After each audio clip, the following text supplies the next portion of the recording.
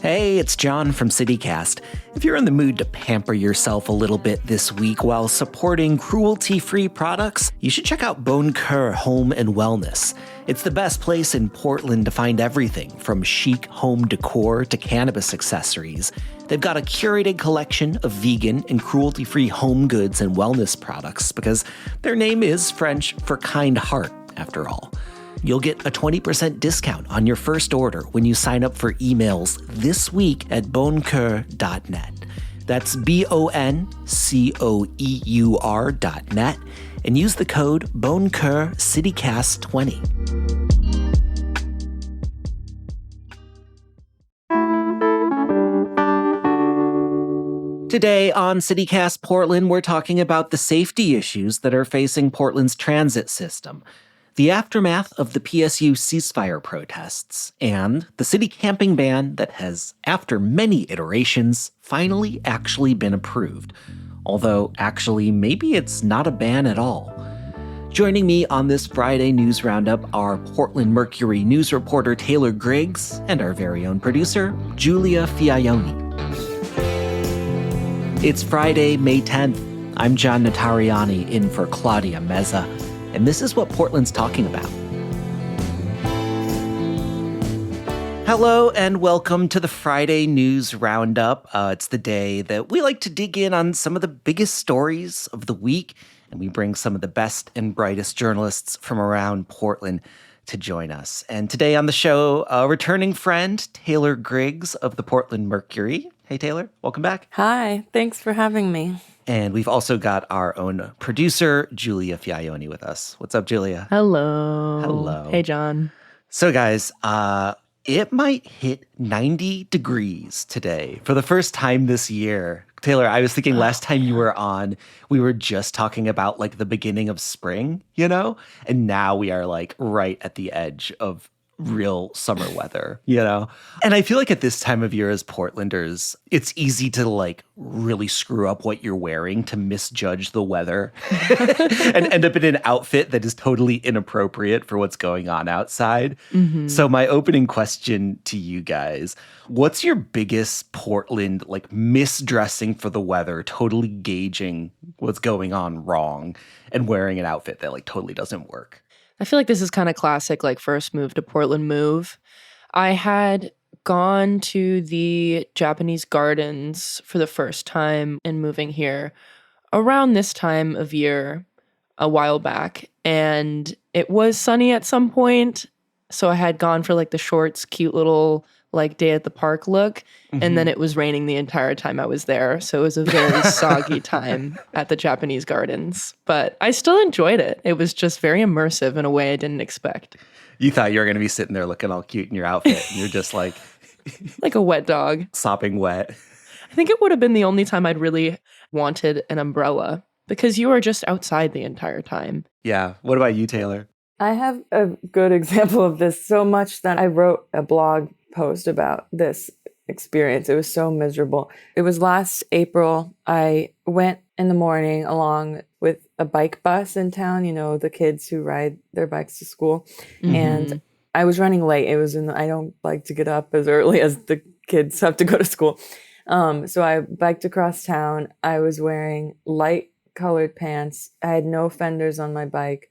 It was pouring rain. I lost my favorite scarf recently in a way that I thought was devastating. And I was just very underdressed. And by the time that I got there and the kids were biking, it was like unreasonable how soaking wet and miserable I was. I was like on the verge of tears the whole time. And the kids were acting like it was cold for them too, but they were all, first of all, better dressed than I was. And they were also handling it much better than I was. And by the time I was biking home, I was like a mess. Like I was in a state of despair, I can say. I feel like my experience was also a biking mistake, but it wasn't a rain one. It was just weather. I remember I'd first moved to Portland and it was probably like May, and I just wasn't expecting how the temperature in Portland can change from day to night. Right. Mm. So I was out with my friends and we're biking around and it's sunny and we're like way on the other side of town. And then the sun goes down and it And of course, as we all know now, the temperature dropped like 20 degrees. But I was not expecting that at all. So it went from the most beautiful, like riding my bike spring day, being so just like happy and enjoying spring in Portland, immediately to being like freezing cold. Just being so miserable on my ride home. And so, Yeah. well, thank you so much, you guys, for sharing your stories, but I'd love to get on to the news. Taylor, we invited you on because we wanted to go back to a story that you published about a month ago, but that we thought was really great, and we wanted to talk about it. Yeah, so about a month ago, I wrote about safety concerns on public transit. A man was killed. He was stabbed on the Max, which was really sad and terrible. And it was totally like a, random incident that made it seem like this could happen at any time. And yeah, I wanted to be sure to be very respectful to the situation because it's terrible. But at the same time, like, what's the best response to something like this? I think there were calls to kind of preemptively, remove people who quote unquote seem dangerous from trains, or even calls to involuntarily institutionalize people. And this wasn't just in response to this incident. Like, people have been talking about this all over the country and in response to lots of different things. But I guess what I was trying to just, foster a conversation that's somewhat reasonable about, like, how are we supposed to deal with this issue that people are very concerned about, and maybe preventing people from riding public transit, which we obviously want, without completely going over the top and, discriminating against people for no reason and making it an unsafe environment in a different way. Yeah. So I think this caught our eye as a show because we've been talking about safety a lot on the show. And specifically, we've been curious about safety on transit because there is this killing that was sort of the impetus for your article, which was horrible. But there's also been like a number of incidents this year, right? There was a person arrested following a knife attack in February. There was someone who was punched in the face by a TriMet passenger also in February. There was a person assaulted on a TriMet bus in March. Plus, somebody touched Renee Gonzalez. Somebody touched Renee Gonzalez on a Max train once. Yeah. Accosted. That might be the worst Quote, of them all, actually. But, like, do we have any sense of, like, is this normal? Like, should we be scared? Is this an uptick in violence? Are we just hyper-focusing on it? Like, do either of you have any sense? Well, I think that there is an uptick in assaults. And, I don't have the data exactly, but I think it's also kind of difficult to get that kind of data because people don't always report it. And it's hard to get a sense of what actually happened. But obviously there is, rising addiction and mental health concerns all over the country. So in that way, I think that there have been more reports of assaults. I don't think it's something that happens so often, however, and that, it necessarily warrants an all-out police response to preempt situations like this.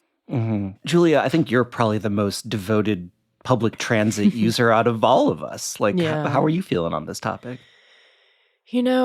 I used to take the Max quite a bit, and in this case, super relevant to the story, how Taylor opened it up, oftentimes in that 82nd area. And I had learned very quickly that it wasn't something I felt comfortable doing past 9 o'clock at night. So I had personal limitations on when I'd be willing to get on the Max. And thankfully now I don't really have to think about it. Most of my commute is by bus. And I find that just having a person visible, the bus driver, that guarantee, is something that keeps from a lot of those extreme incidences from happening. There's a lot more accountability because of that presence. And honestly, there just aren't as many people on the bus. It's not a big enough mode of transportation to hold as many people, so you don't have as many opportunities for things like that to happen. But the thing that's tough about this, and I think about a lot, is something that Taylor mentioned. This is really more of a housing, addiction, and mental health resources story of if we were addressing all of those things appropriately, if we had the resources, then these things wouldn't be falling into our transportation system. These people wouldn't be having to be staying warm on the bus or on the max, or finding shelter on the bus or on the max. That's why these incidences are coming up as they are. But that doesn't mean that chasing after ways to better those things is the solution right now, because that's the long term. The long-term hope is to address those needs, but we're still having issues now. And I don't really have an answer for that. I was looking at some reporting from Willamette Week from last year. Lucas Manfield wrote an article, said that, as of last year, TriMet had doubled the number of security guards that they had, up to 350, and that calls to 911 were also going down. According to the stats he was looking at, he said that assaults on staff were dropping. But still, 8 in 10 riders said other riders' behavior was the reason that they felt unsafe on board TriMet, like public transit. So, I don't know, Taylor, you sort of talked about, how do we not sweep this under the rug in your article? How do we not sweep this under the rug? And, is this a safety question that we need to solve, or is it a perception of safety question? I mean, that might be an impossible question to answer, but I don't know. How do we weigh it? It is a hard question to answer, and I don't have the answer. I think that in some cases there is a confusion between the actual danger and the perception of danger, and people are reactive to different behaviors that may or may not, and in most cases do not indicate a threat. However, that I don't want to say that doesn't mean that somebody can't have a negative reaction to that. Everyone can feel how they want. As Giulia was saying, a lot of people say that being on the bus makes them feel safer because there's that bus driver there. Another response was that I was kind of wanting bus drivers to get in the middle of these incidences. And that's not at all what I think is the solution. But I think just having a person present who kind of feels, a little bit like an authority figure of some kind, but also like someone who has resources and who is friendly and you can turn to is helpful for both perception of safety and for people to act differently, perhaps. Yeah. Well, Taylor, thanks for writing this. I thought it was a really interesting piece, and we'll definitely link to it in the show notes if anybody else wants to check it out. Let's take a quick break, and when we come back, more news of the week.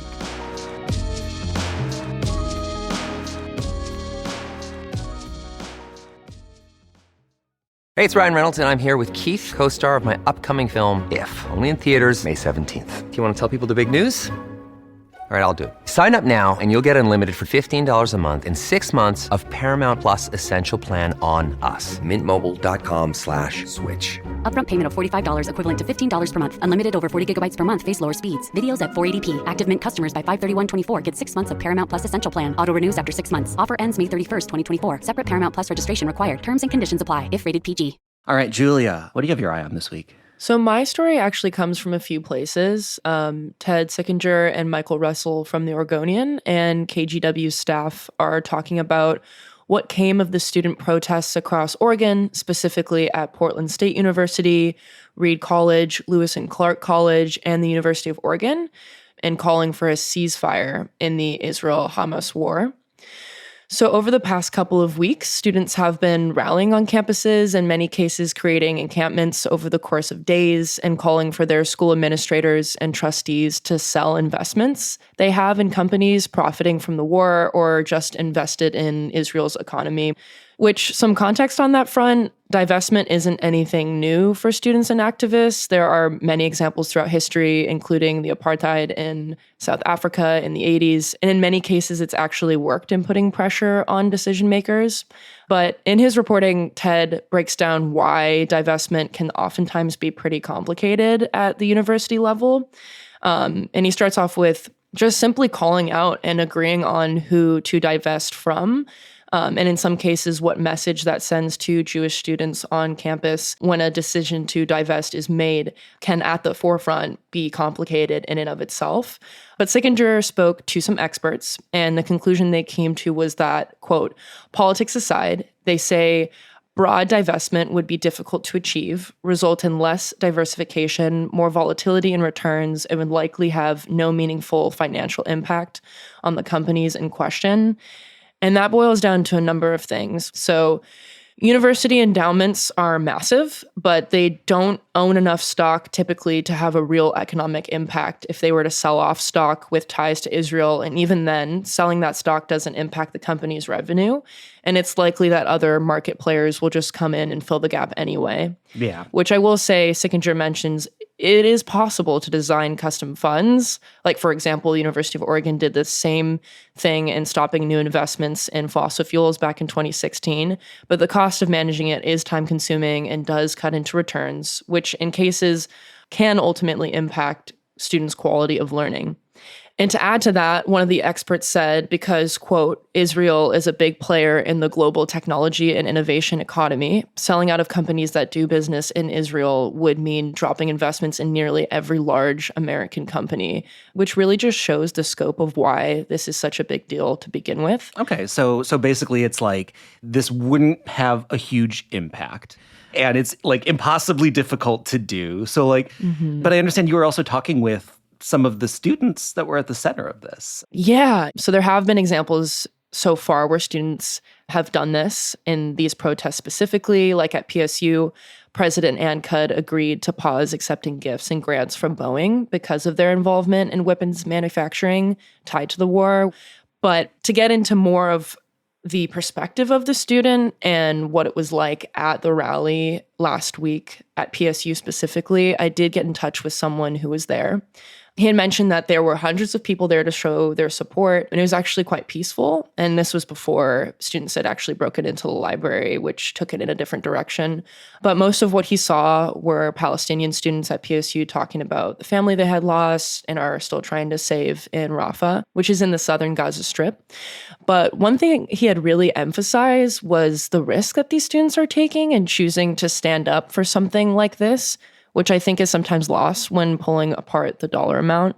He had gone on to say that so many young students showed up knowing that they were not only putting their educational careers at risk, but also future job opportunities, especially now knowing that about a couple dozen of them did actually end up getting arrested at the end of it.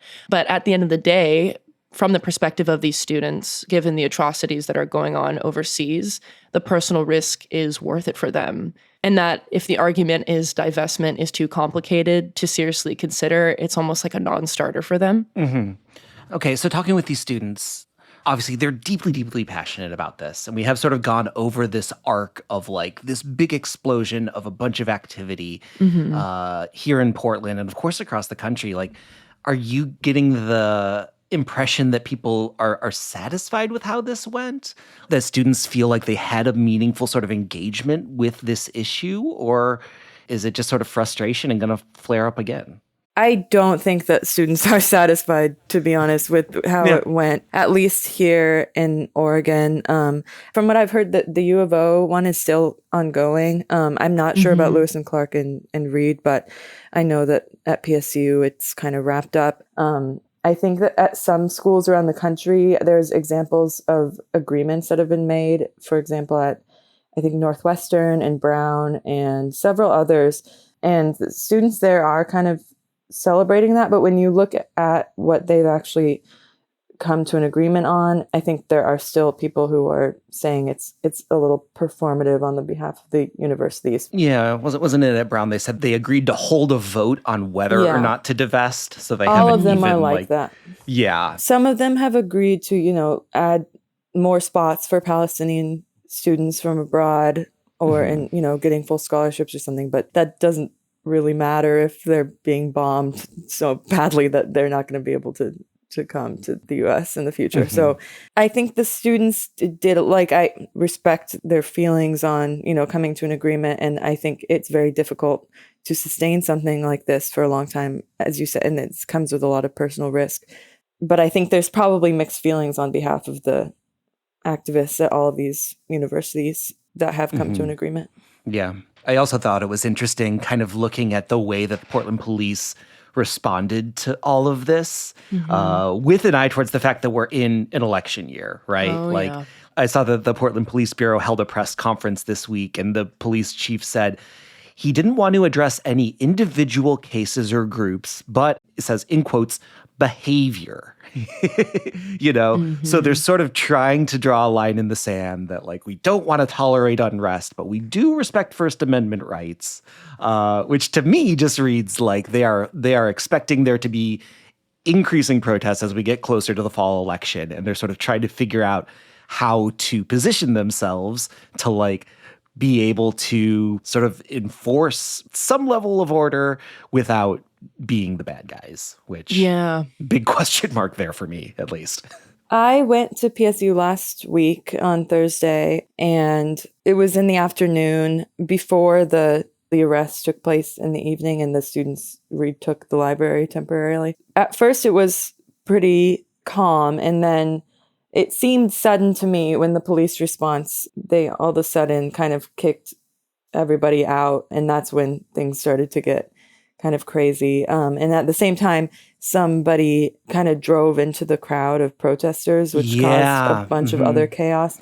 And there were a few instances that I saw in all the chaos of, it seemed a little excessive reaction on the police side. So I don't know that, I would call it all a measured response from what I witnessed.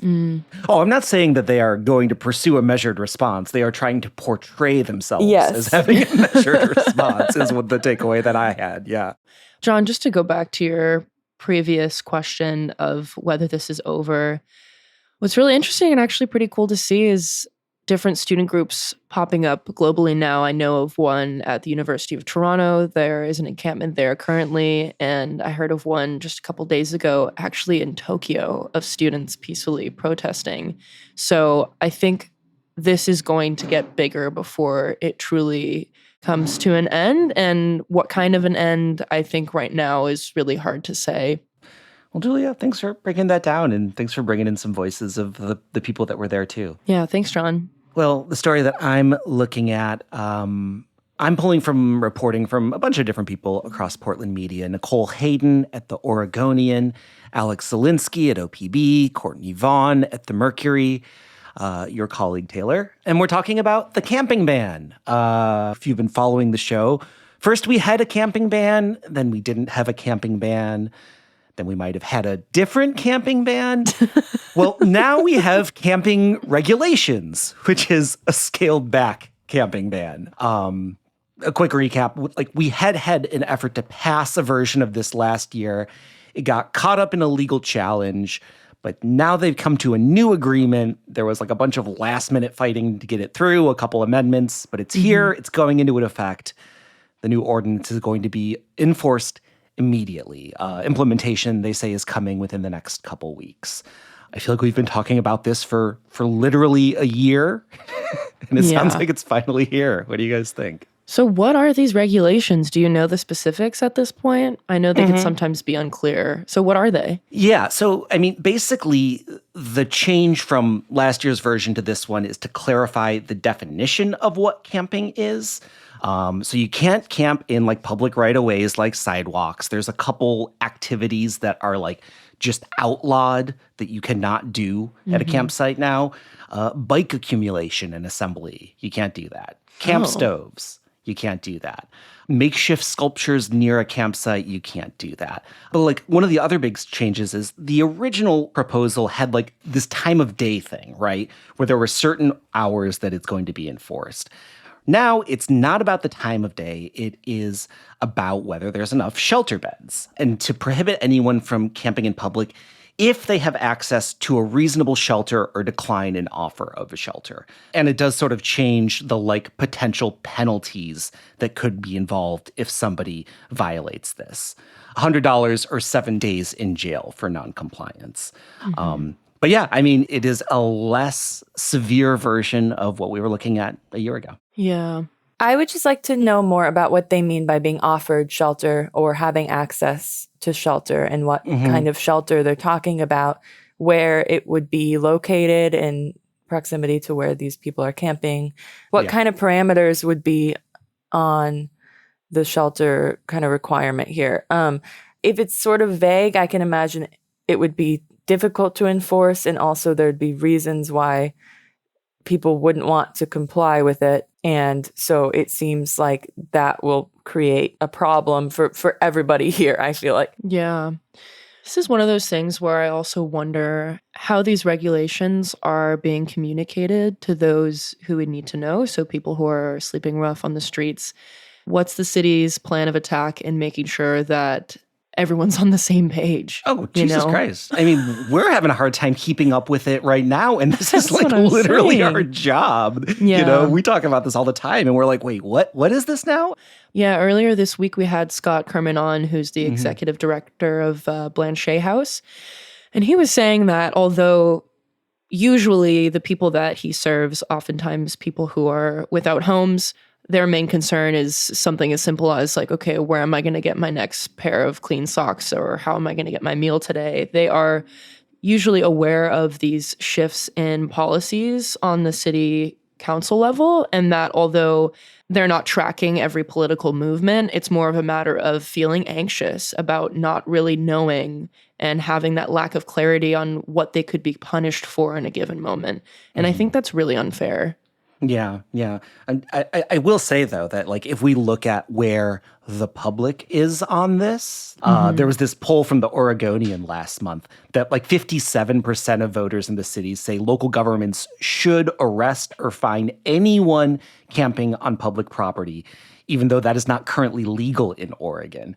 So if we look at just straight polling, like the public at large is interested in a more punitive type of camping ban than what we're even imposing right now. And, you know, if you look at the sort of approval ratings of public leaders, they are shockingly bad. Ted Wheeler, the mayor, he's got a 24% approval rating right now. The city council as a whole got a 16% approval rating in this new poll that the Oregonian and DHM research put together. And they're all running for mayor and city council. 91% of metro region voters say they disapprove of local government's ability to manage homelessness, right? So like people are pissed.